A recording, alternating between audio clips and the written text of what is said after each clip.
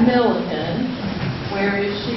Here she is over here, next to Mike Ragland, is a genealogist in the Heritage Room of the Floyd County Library. She has been researching her family history for over 25 years. She has been fascinated by cemeteries since she was a child.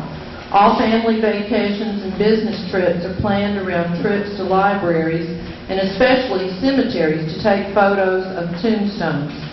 She currently serves as president of the Floyd County Cemetery Preservation Committee, director of the Rome, Georgia Family History Center, and president of the Northwest Georgia Historical and Genealogical Society. She also serves as a registrar of the Emma Sansom 2564 chapter of the United Daughters of the Confederacy and is a member of the Daughters of the American Revolution. Pat is currently working on becoming a certified genealogist through the Board for Certification of Genealogists. She has been married to Ronald Millican since 1985. They are the parents of Justin and Patrick. And I had the pleasure of working in a crew cleaning up a cemetery under Pat's direction, and it was really exciting because I had no idea what was behind those woods, and there were just lots and lots and lots of graves. So anyway, I think you're going to enjoy what she has to tell us. And keep that picture passed around, and we'll have the contest later.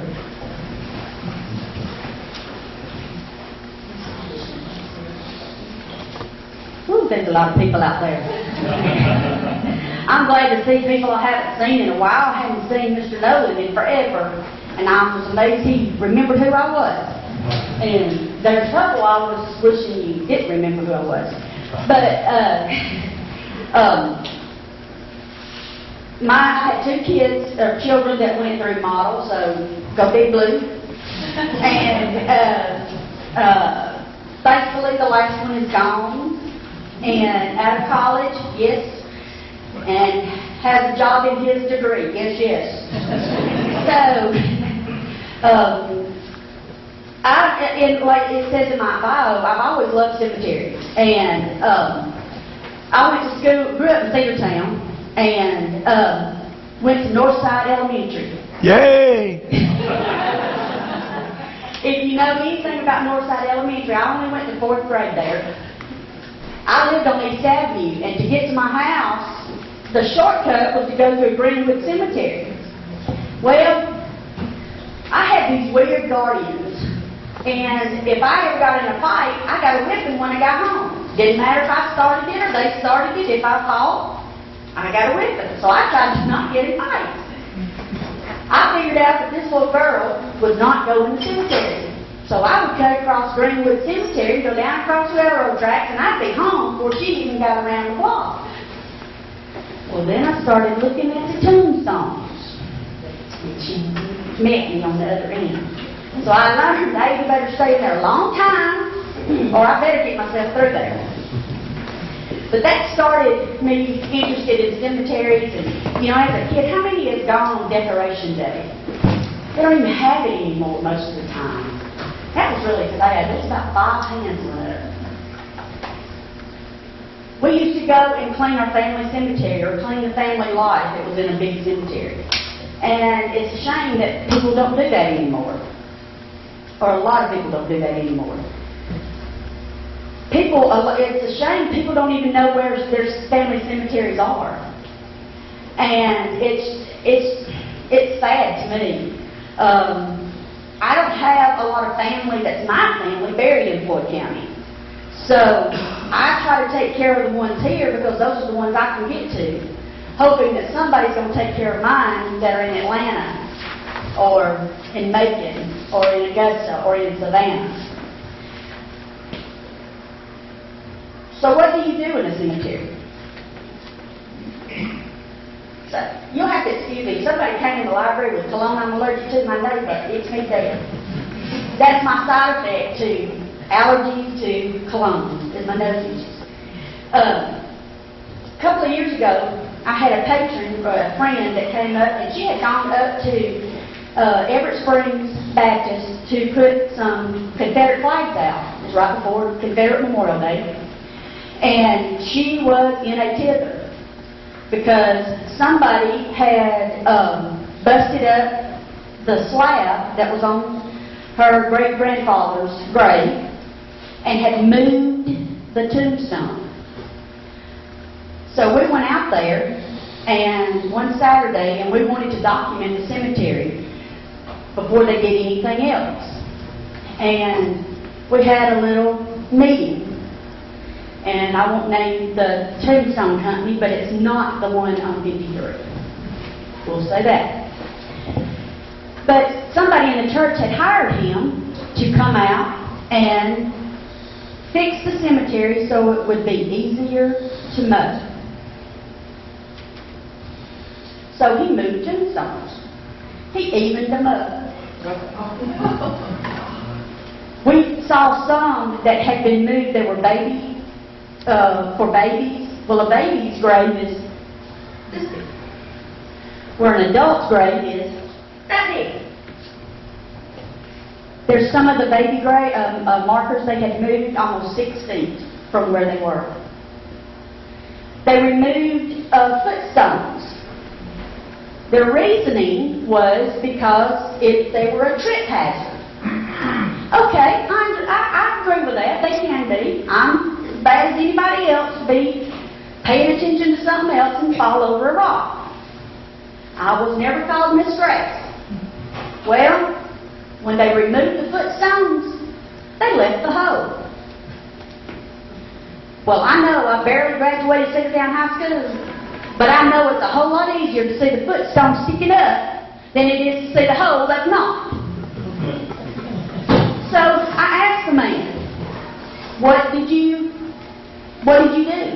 Well, we did this and we moved this and we did that. Did you take any pictures? No. Did you document who's buried where? No. Did you take any during pictures? No. Did you take any after pictures? No. I know what I'm doing. Obviously not.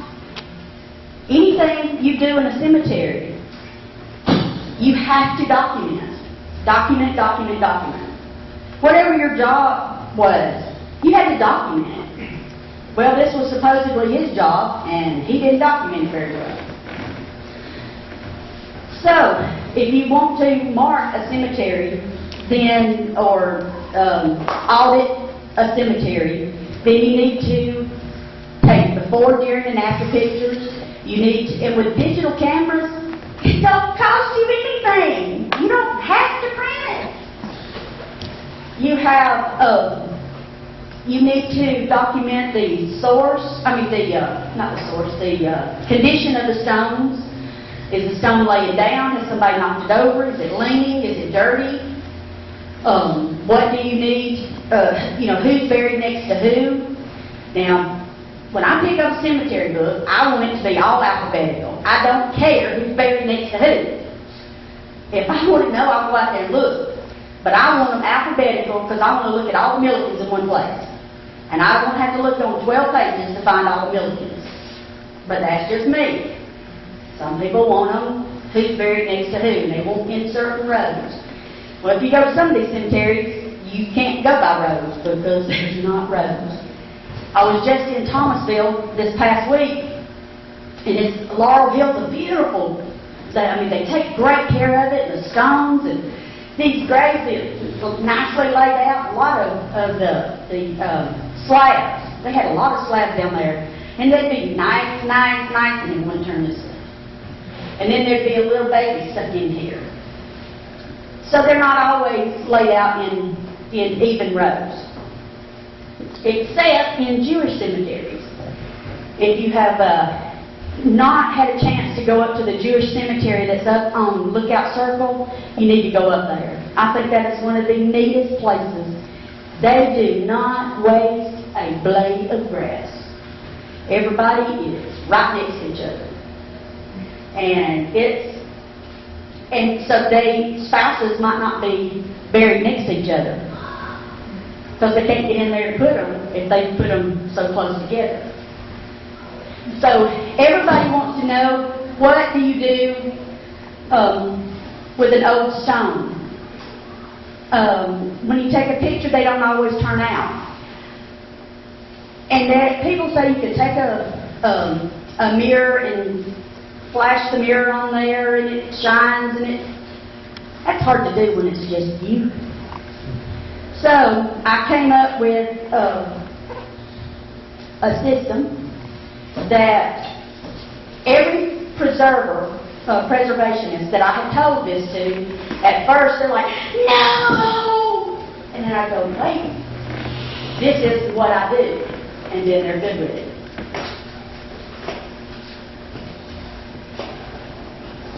Go out and buy you a cheap sprayer. I think it's $12 or something at Walmart. This is my newest one, and I think I've already worn it off. You can see part of the only, because it did say water only. Put anything else and you're dead. But I've worn it off, because you don't want any chemicals on your tombstones. How many people have put bleach on a tombstone? You're dead, Mike Ragland. And you too, Jeanette Treadway. It better be before I talk to you. Yes. I was down in Savannah a couple of years ago, and this beautiful, huge monument. This thing must have been 15 feet tall. And it was probably this wide. It was humongous.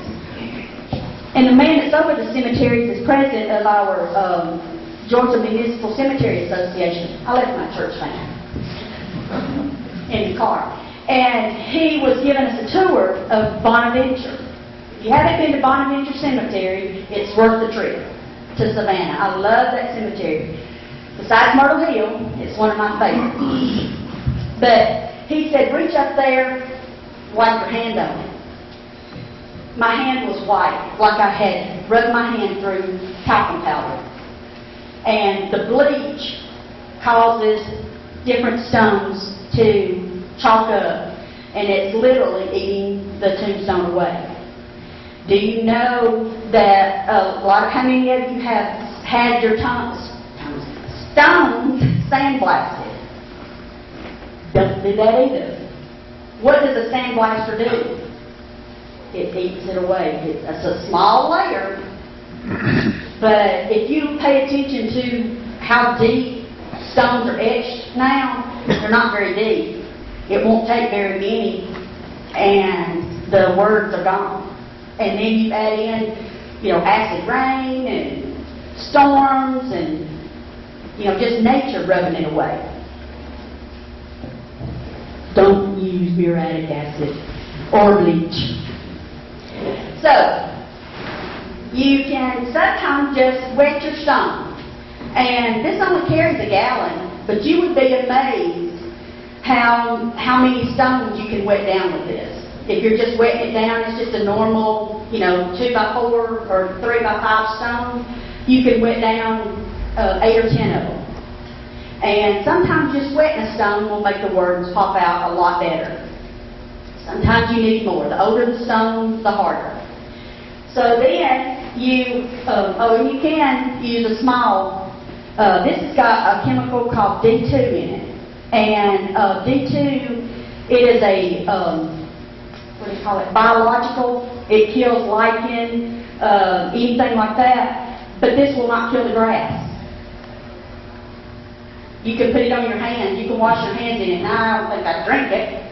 But if you got it on your hands and got it on your face, it's not going to blister you or it's not going to do anything. It really feels almost kind of soapy. But it's expensive. It's about $40 a gallon. So you don't want to use it any more than you have to. So you wet your stone down, and then you just take cheap old Barbasol without the gels and without the perfumes and without the, softeners, get this at the Dollar Tree, the dollar can, and a plastic scraper. And you want one that the end is plastic. I think this one's about worn down. And you want it to be flexible. You don't want it to be hard. You normally use the scraper this way.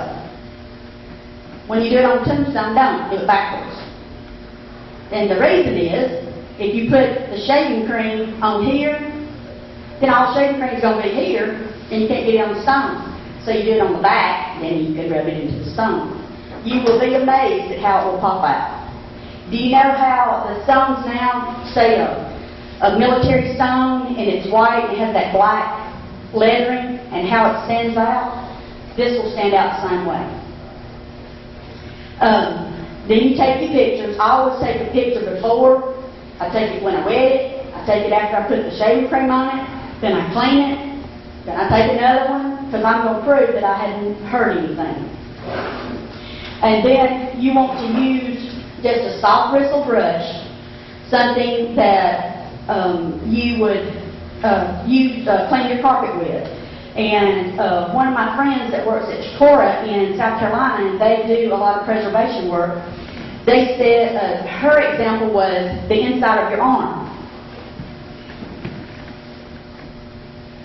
To rub it, and you don't have to rub it hard, don't rub it hard, but if it's not going to hurt the inside of your arm, it's not going to hurt the tombstone.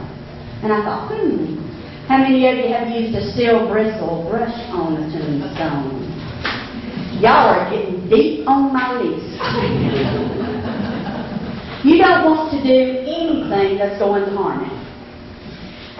I have this brush, this one's always dry, and this one's if I just need to clean it off to take the picture. And I always carry my clippers, because you always got to trim them.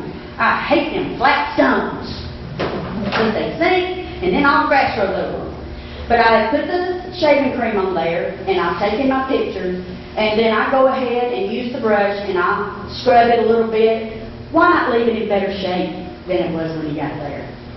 And then I spray it, and spray it, and spray it, and spray it, until it's clean. And when I'm doing that, this will clean probably about 5 or 6 tombstones. It's according to how big they are. But it's not going to hurt the stone, and when you put the shaving cream on there, you don't need a lot. It's going to foam up. And you want to put as little on there as you can, because you don't want to have to use all your water. And I'll tell you, what is that? Sunny Delight bottles, the gallon bottles, great for carrying water. They have good screw-on caps, and the water don't come out. And you know, I don't know if they're doing it anymore, but when you have to go get the colonoscopy, and that gallon jug, excellent. Good screw caps on there. They work real good. I had all my friends save them for me. I did. I think I've got 4 of them. You're talking about saving them when they're empty. Exactly. Yeah. I should have said that. Yeah, but I wanted to. I keep them. If you look in my car, there's 2 boxes in there, and one has empty jugs from this past weekend, and the other has a couple of gallons of D2. This D2, you can get it. I think it's called Bushnell. It's an Elberton. I can't think of the name of it. I think it's Bushnell. And if you buy 5 gallons of it, then it's a little under $200, or right at $200. And if you get 5 individual gallons, then you can, split it. That's what we normally do. How many people have chopped a tombstone? I thought you said these were smart people up here. I'm a smart aleck. If you have to use chalk, you want to use sidewalk chalk, because sidewalk chalk doesn't have acid in it. And you don't want to do a rubbing. You're going to have this big piece of paper. What are you going to do with it? You're going to throw it away. So a picture's better. It's smaller, especially digital. You put it in your pocket. Kodak, you can get a Kodak camera for less than $100. And I use rechargeable batteries because I can go through some batteries. And you want to take pictures at as high quality as your camera will do. And you can always gum up the picture, but you can't smart up the picture. You can dumb down the picture, but you can't smart up the picture. I use chalk when I'm taking pictures because, like I talked about, they're buried like this, and then they're turned this way, and then some's over like this, and you get lost which ones I've already taken. So I have a piece of chalk, and I just put me a little mark on the top, and I know I've already done it. So what do I do with those pictures? There's two things, or two places. If I'm taking them with my regular camera, I put them on Find a Grave. It's findagrave.com, and I've got some sheets that I'll talk about in a minute. And then there's another site called billiongraves.com. And Billion Graves is not on here because it's a fairly new site, and I didn't realize I had to put it on there. But you use that with your smartphone. And if you have a smartphone and you have your GPS activated, then you will, it puts a GPS coordinate on every picture you take. How many of you have tried to go to Myrtle Hill and find a tombstone? It's not easy. Or a place like Oakland in Atlanta or Westview in Atlanta. Oh my heavens. I know where my grandmother and granddaddy are buried, and I still can't find them. I still will ride around, and I know they're over here on this side. But I will ride around and will miss it. If I had GPS coordinates, then I could put them in my GPS and find it. But Billion Graves, it's an app, it's a free app, and you just activate the app, and it tells you, well, what cemetery are you in, and I'm in whatever cemetery. It comes up and gives you choice, and then you just start taking pictures. And it uploads them automatically. And then you can go onto that site and transcribe. And you may not necessarily transcribe the ones that you just did. I was doing some today, and they were from Utah and Idaho and Arizona that I was transcribing where somebody had uploaded some pictures. And they're both free sites. But Billion Graves, you have to either upload pictures or transcribe to get certain amenities. So, it's up to you whether you want to do it or not. Okay, now that we know what to do at our cemetery and wear jeans, don't go dressed like I am now.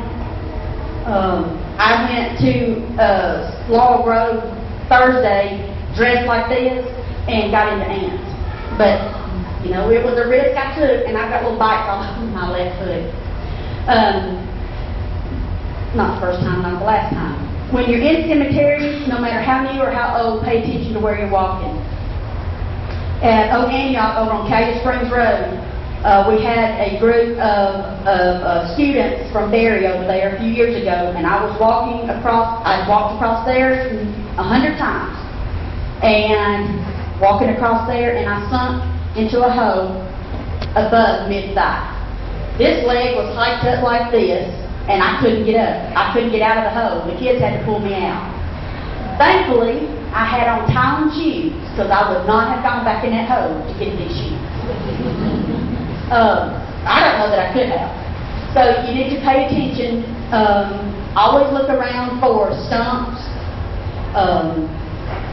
People cut off small little trees and they're up like this. Well, if you don't pay attention, then you're going to trip over them. Which I've done numerous times. I told people this. I never get afraid of cemeteries. I don't know. They're calm places to me, and I love cemeteries. But I never go into a cemetery that I don't see that last image from the movie Carrie. You remember that movie? It was Steven Spielberg and Sissy Spacek, and at the end of the movie, Amy Irving comes up to her grave, and she's I'm so sorry this happened, and this arm comes out and grabs her hand. That always comes to mind. So, I try to be respectful. Don't, when you're cleaning in a cemetery, you have to step on a grave. I was raised to not step on a grave, that it was disrespectful. But I think that they know that we're there trying to take care of them, and they're okay with it. Do not sit on tombstones. Do not lean on tombstones. Most people don't realize that tombstones are not all one piece. They're 2, 3, 4, 10 different pieces, 10 different levels. And if you lean, even big ones.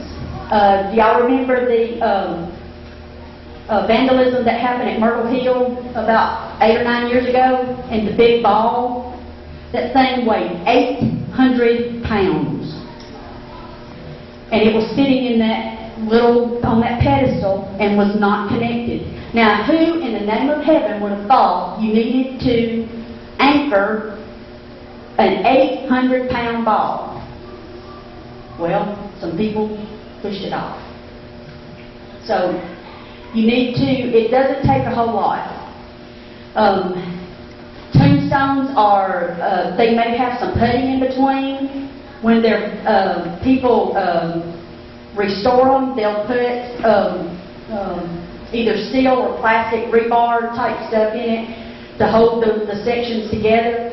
But I don't know, it was last year or year before last, out in Utah, a family was doing a decoration day type thing, cleaning an area of cemetery, and a big tombstone fell on one of the children and killed it.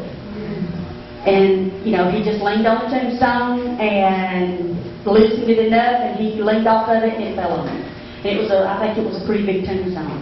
But it doesn't take much. And I think he was about 4 or 5. So, it's great to have your little kids going into the cemetery, but you have to pay attention to them. So you've got them all cleaned up, and you've taken your pictures, and now you want to go and find some cemeteries that somebody else is not taking care of. Well, you should get permission to go onto the property. Sometimes it's not possible. We've been trying to clean Oak Antioch over on Callier Springs Road, and we kept trying to figure out who owned it and couldn't. So we just kind of decided to ask for forgiveness later. But nobody's come up, so I guess we're good. It belonged to a church. It was across the road. It was gone. Well, part of it did. Yeah. But nobody knows who has the deeds to it. Because the deeds were given to the deacons because Anchor Duck was sold to Dan Rivers, and Dan Rivers gave part of it to the deacons of the church. But it was a privately owned cemetery. So we started cleaning it anyway. There's all kinds of cemeteries up here in Floyd County. In Shannon, in the Waters District. The first one I went looking for was the Ward Cemetery. That's what I was told it was the Ward Family Cemetery. Well, I went and talked to everybody, and they kept telling me to go here and go there. Somebody told me it was over close to the old drive-in, and so he told me to go pull in there and go around to the left, and I went until I hit the railroad tracks and thought, I don't think this is smart, Pat. So I backed out. Nope, it went to the right. So that is, and it wasn't the Ward Cemetery, that was the Zuber Cemetery. And then I finally got smart and talked to Parnick Jennings. Parnick Jennings knows where every cemetery is. I don't know why I didn't ask him in the first place. So Parnick's like, well, Pat, you know where it's at. No, if I knew where it was, I would ask. But the Ward Cemetery, or I found out, it's the Kennebrew Family Cemetery, is behind Bible Baptist Church. I have a lot of people, and I thought it was a black church, because the family that I was looking for this attorney up in Michigan, was a black man. And come to find out, part of it was white, part of it was black. And then there's a Salmon Cemetery that's associated with Enon Baptist Church. And there's the Gaines Water Cemetery that's on the corner of Calhoun and, I just went blank, Hermitage. And then there's there's a cemetery up on Gaines Road, the Acock Cemetery. I have not been to that one, it's on private property, but some other people have been on it. That's all the ones I can think of that are in this area. Rush Chapel, I'm sorry, you're right. There's two at Rush Chapel. There's the white cemetery that is taken care of by the church, and then there's the black cemetery that's across the street between the two houses. And I did talk to the family there several years ago, and they told me we couldn't clean it off. They allowed me to take pictures of the tombstones, but they wouldn't let me get a group over there to clear it off because they were afraid that it would cause people to come and vandalize it.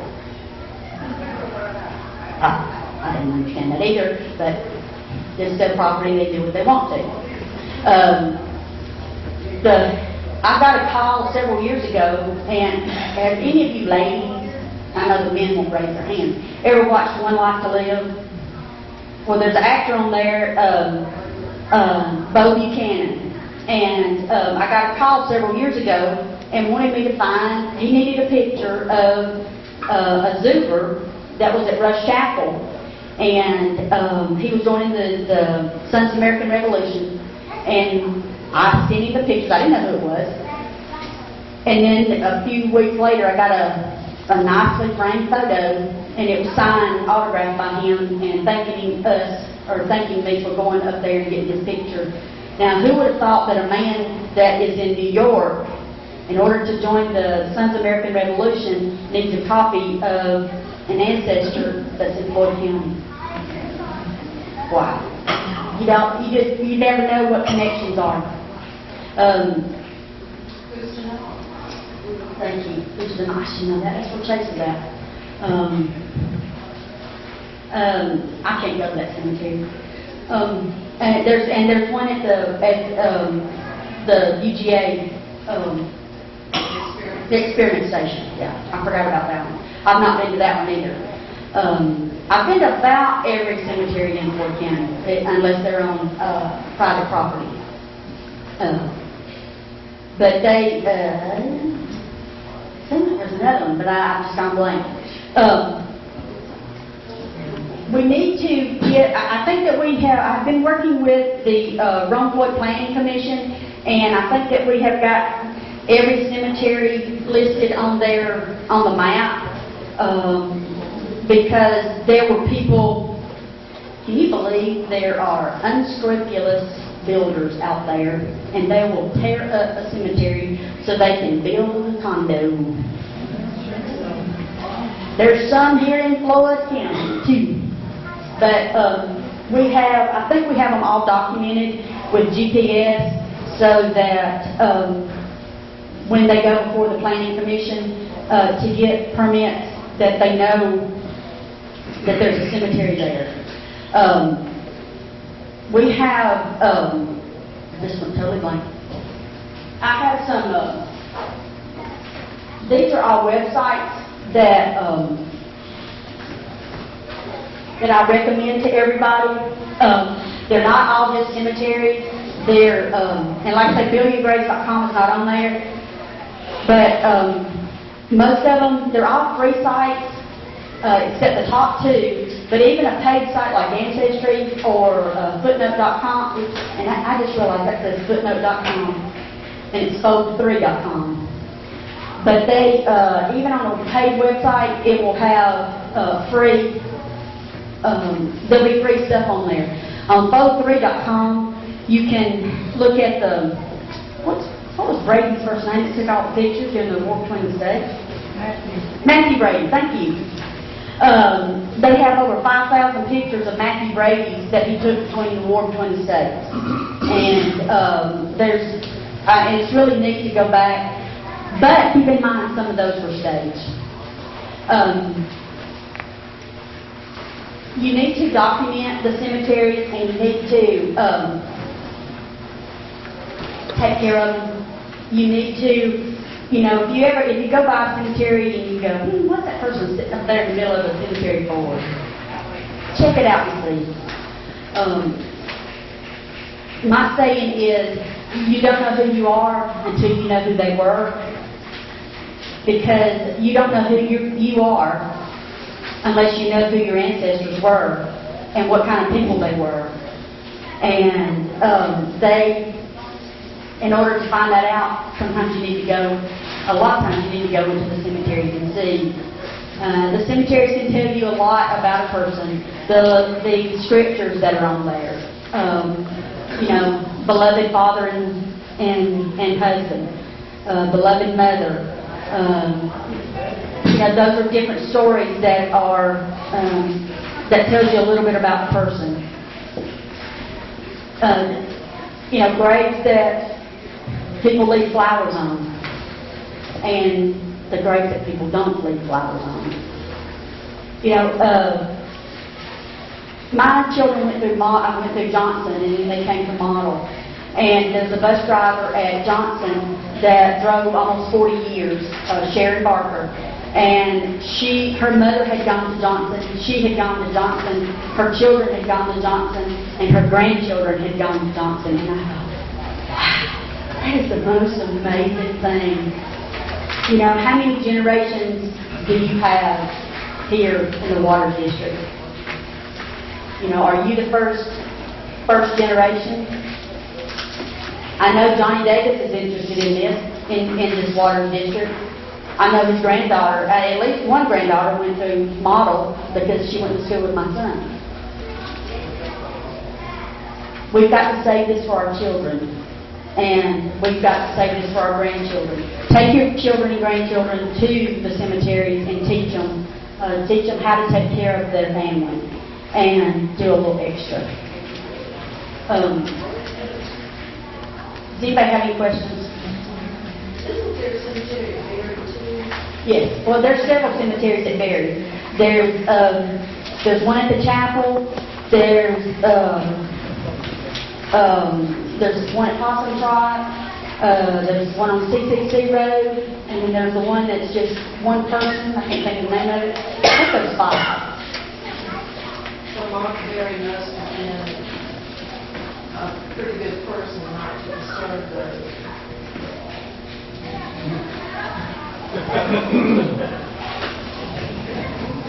Well, if you go up to Possum Trot,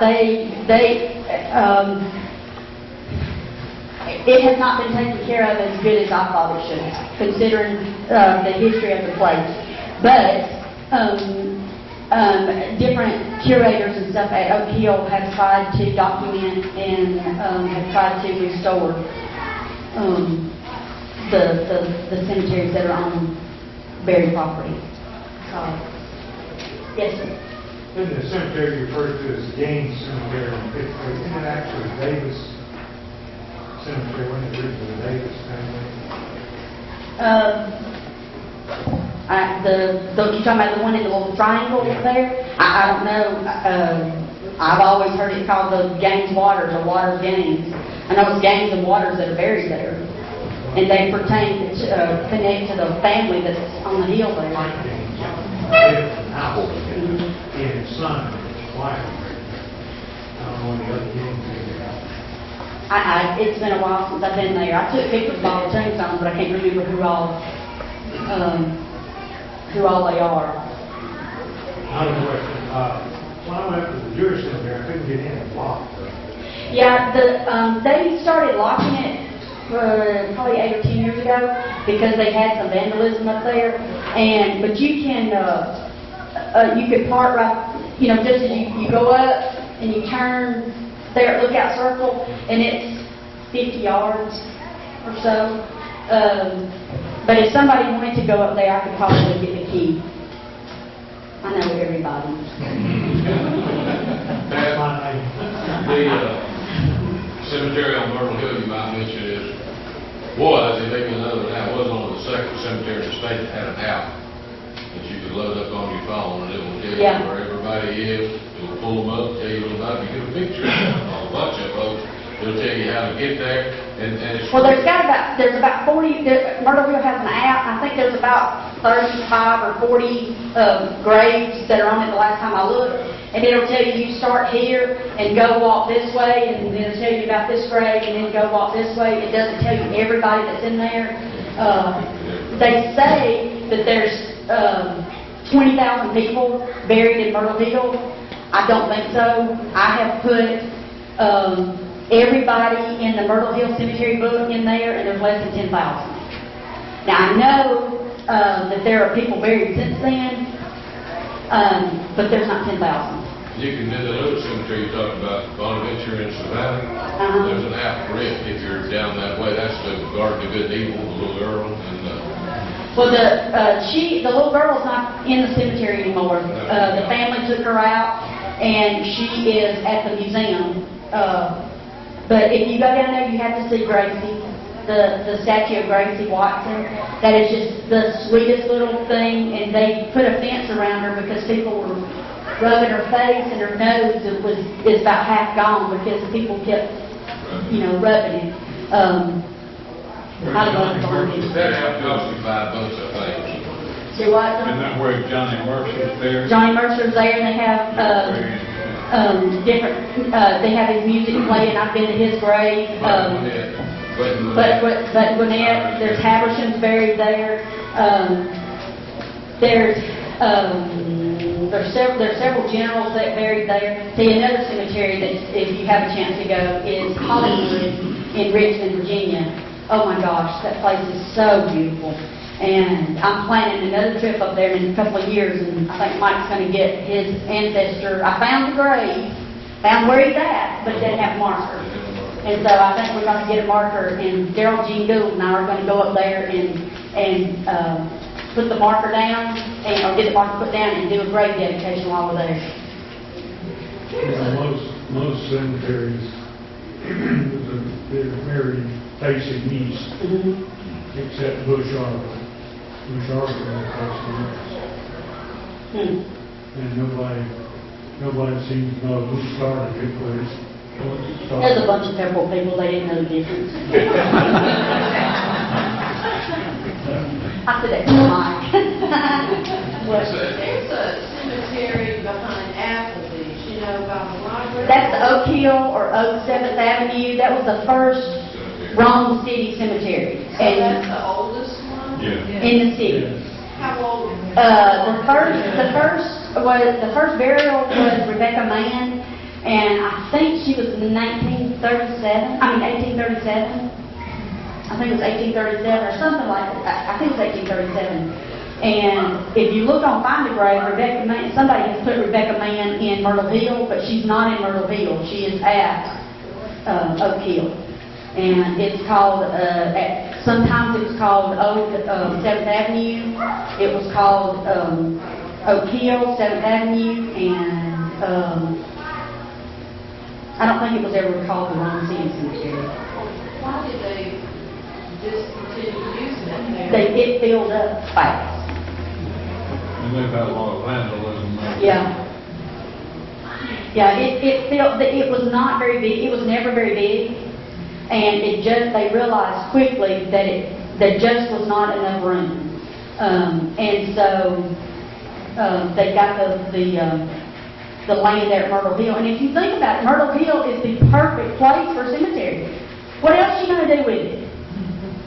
It was a Confederate fort. Yeah. But it was, the first burial at Myrtle Hill, I think, was 1857. And I think that the land was sold for it in 1852 or 54. And Pennington laid it out, and Alfred Shorter had the property. How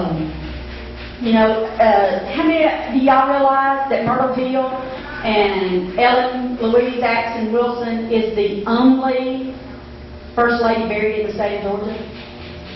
The only First Lady at this point. Yeah, we get Roslyn here.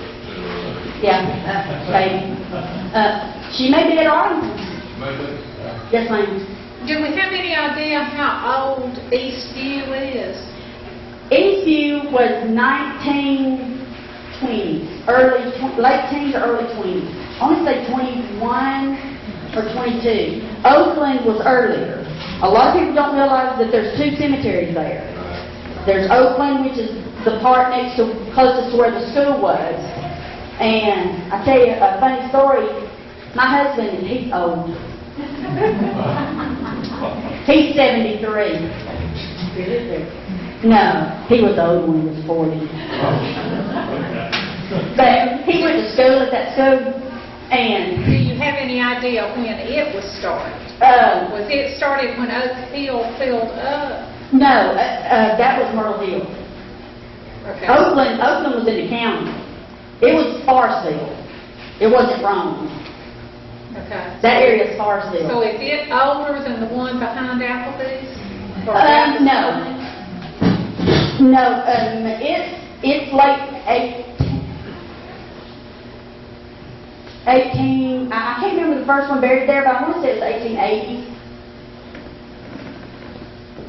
I didn't know that Oakland was originally a pauper cemetery. Kind of, sort of. And that's really kind of what it's used for today. And a lot of times if you see in the obituary, it'll say Eastview, but they weren't buried in Eastview, they were buried in Oakland. But people put, because of the stigma of it's a pauper cemetery, they would put Eastview.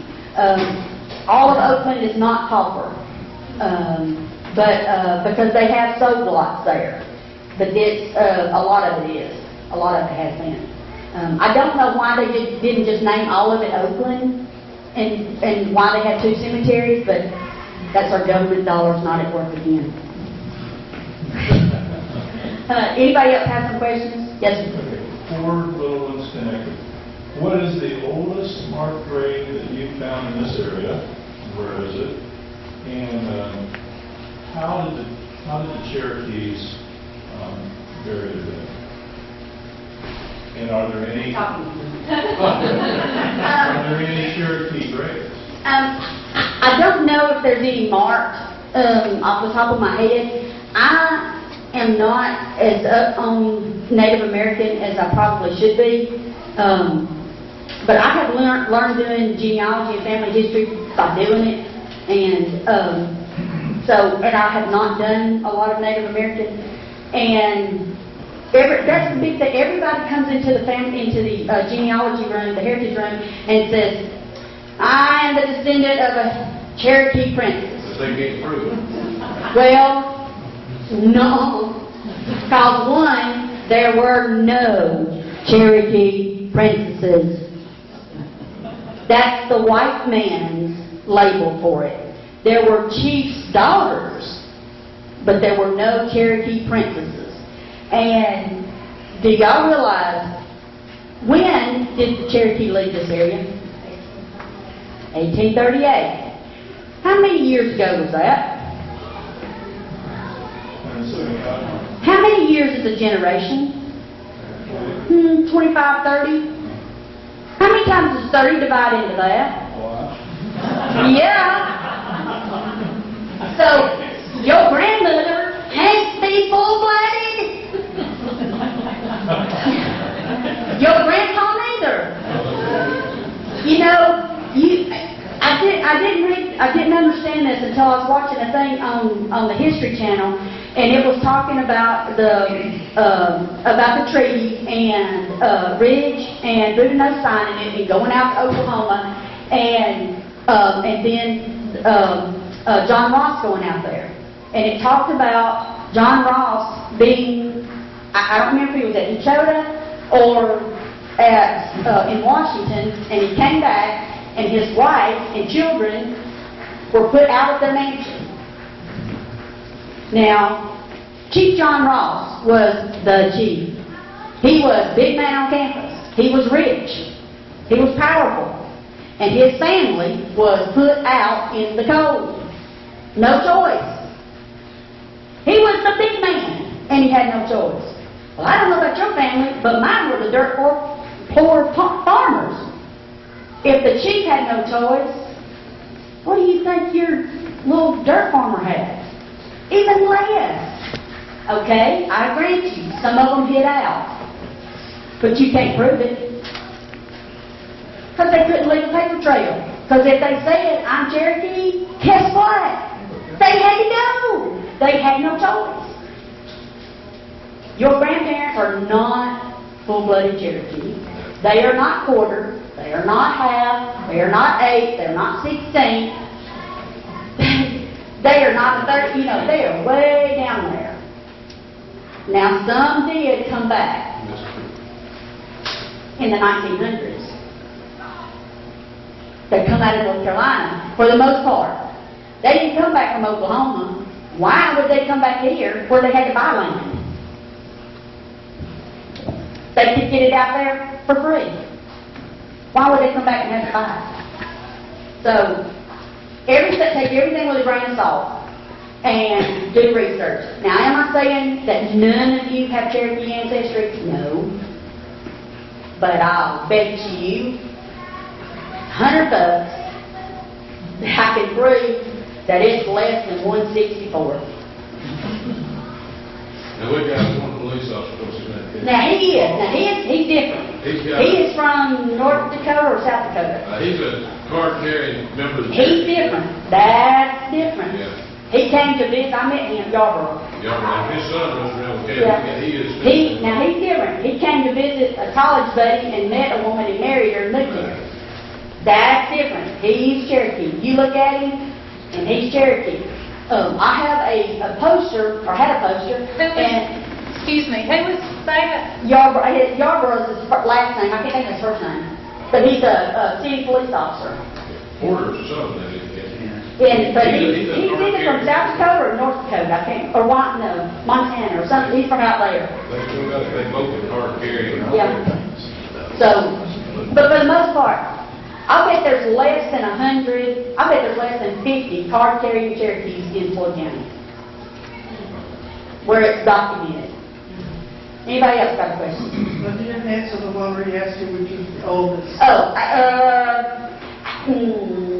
Well, I know Rebecca Mann is the oldest, and she is at Oak Hill, across from the library, and When I was Marshall Mann, the dentist, or doctor here, or descendant of her. I don't know. I hadn't thought about that.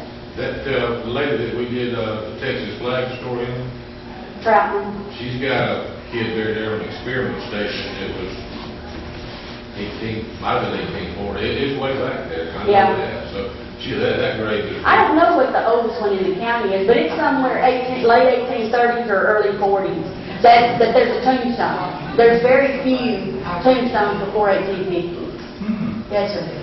Probably some of the earliest graves in Floyd County would be down in Foster's Bend. Those were the Coosa Indians. They were here before the Cherokee. I agree, but we're talking about that has a. You want to know if they had a tombstone Yeah. or a marker, some kind of marker. Yeah, I mean they're. They didn't have markers down there. The earliest one the city is Rebecca Mann, and the oldest in the county, it's probably a child, but I couldn't tell you. And it's probably at one of the church. Yeah, what I was going for is, you know how they tried, they really tried to be like the white men, build houses, paper, the alphabet, dress like, Europeans. I just wanted to think maybe they tried to adopt the cemetery idea, or if there were any cemeteries. I don't think so, because it was ingrained so deeply in them, the holiness, the sacredness of the burial site, that I think it would have taken several generations for them to do that, and I think they were gone by the time before anything like that could take effect. I mean, that's my opinion. I think the oldest cemetery, or oldest grave that I've seen in my, was 1833 or 4, something like that. And I can't even remember that. I'll have to look that up and see. There may be one in Case Plain. It's a real old one down there. Yeah. But now, right on the Booze Mountain Road, right where the lake is behind Highland College, there's an old house that's on the right. So if you turn on Boots Mountain Road, go by that lake, there's 7 or 10 graves there. That's the Ware Cemetery. I was told it was a Revolutionary War soldier buried there, but I don't know if that's ever been proven. I don't think so. I know Lynn Spratling she descends from the Wares, and, the Ware that's there where Hook is at, she descends from him. But I don't know that she has found a link to the Wares yet. I'll have to ask her about it. She's going out of town, but I'll have to see. I don't think she has that. Yeah, I don't think so either. I talked to her today, and I know she's working on some supplementals for the DAR, but I know one of them's not aware. I don't remember. Yes, sir. 3 or 4 years ago, we sent you pictures of the monuments in Solomon Cemetery. Mm-hmm. What's been done with those? I got them, but I had put all of them on Find a Grave that somebody had not already put pictures on there for. There's a lady named Evelyn Jones and Albert Robertson's. I think it's Albert Robertson's wife takes pictures, and I can't think of her name, but yeah, I think she's taking pictures. I think that's who it is, and she had already taken a bunch of pictures and put them on there, and so I kept them. I have them on my file. I have probably about 35,000, probably about 30,000 pictures of tombstones in and around Floyd County and other cemeteries where I've taken them, but I have not gotten rid of them. But I think they're all on Find a Grave. Can you go through Find the Grave and make a roster for Solomon Cemetery, or could that be done? Yeah.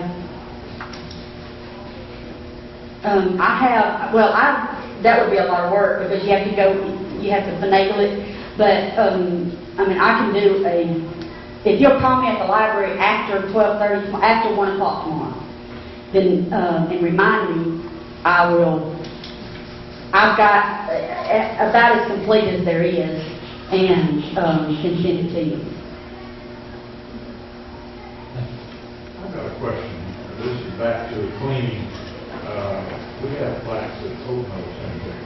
Mm-hmm. They're wrong. And they said the only thing to do with them is to take them up and send them back to the factory.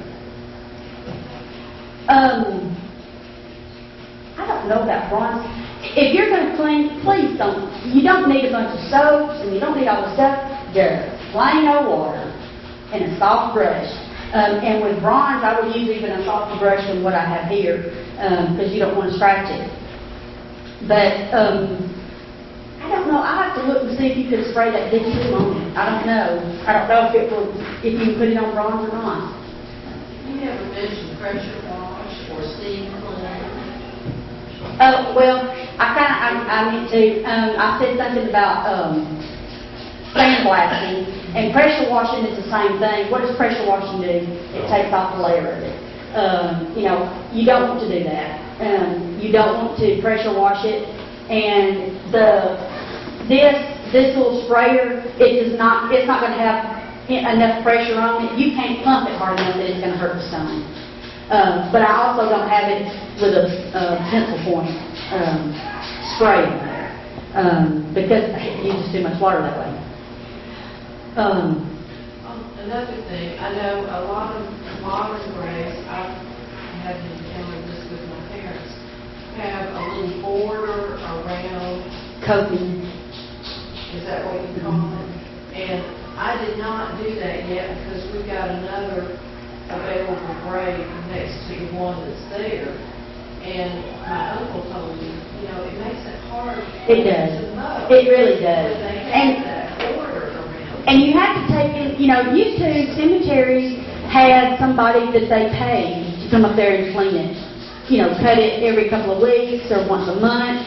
And now it's, especially church cemetery, it's their custodian, or it's whoever they can get to do it. And they're not going to, it's not their family, and they could care less, you know, a lot of times. And you do want to make it easier for them to know, because a lot of times it's volunteers, and a lot of times it's, you know, they're not paid a whole lot to do it. Yes, sir. In your opinion, what is the most favorable stone or material with which to make a headstone? Granite? A couple months ago, it was so cool. I'm in the Georgia Municipal Cemetery Association, and I currently serve as secretary for it, and we did local workshops and stuff, and we went to Elberton and visited the Granite Museum and saw how, you know, they did a demonstration about how the different ways that they have cut these granite blocks, and then we got to go out to a quarry. Oh my goodness. It had 3 of the longest ladders I'd ever seen, and then he reached the bottom. They go down there, and they're there like at 5 o'clock in the morning because it gets so hot down there. And when they go down there, they take everything with them. Their bathroom is down there. They take their lunch. They have their water, because it takes too long to go up and down the stairs. And they showed us, we were able to see how they used the diamond bands and cut this granite, and it was just amazing. And they hauled this big block to the shed, and then we went through a shed, and they showed us how they cut it up into, you know, any of you a contractor, you want to get every, you know, out of every board. You don't want to waste it. Well, they figure out how to lay out these different monuments so that they get the most they can out of it. And then they send it through there, and they have these huge machines. I mean, it was fascinating. And then at the end, the new thing they're doing is etching. It's like this big printer. You know, the dot matrix printers that says E. That's what it was. And you could just sit there and watch this picture emerge, and that thing going back and forth. And they said it took, I think, 3 or 4 hours to do, is according to how much, you know, how elaborate it was. But it did like one line every time. A printer on a granite stone. Wow! It's just cool. The technology it's so fast, but I wonder how long that etching is going to last.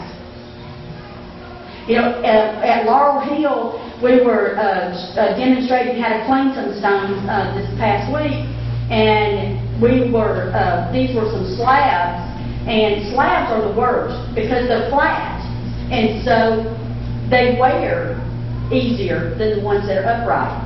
But I'm telling you, these letters must have been 3/4 of an inch thick. And I thought, you know, these people were buried in the 20s, one was in the 20s, one was in the 30s, and you couldn't tell anywhere at all on those letters, but they were real deep. And then we went to some others that were buried after, in the 50s, and it was well worn because they were very, very shallow. So, pay the extra $1 and get them etched deep. Anybody else have any questions?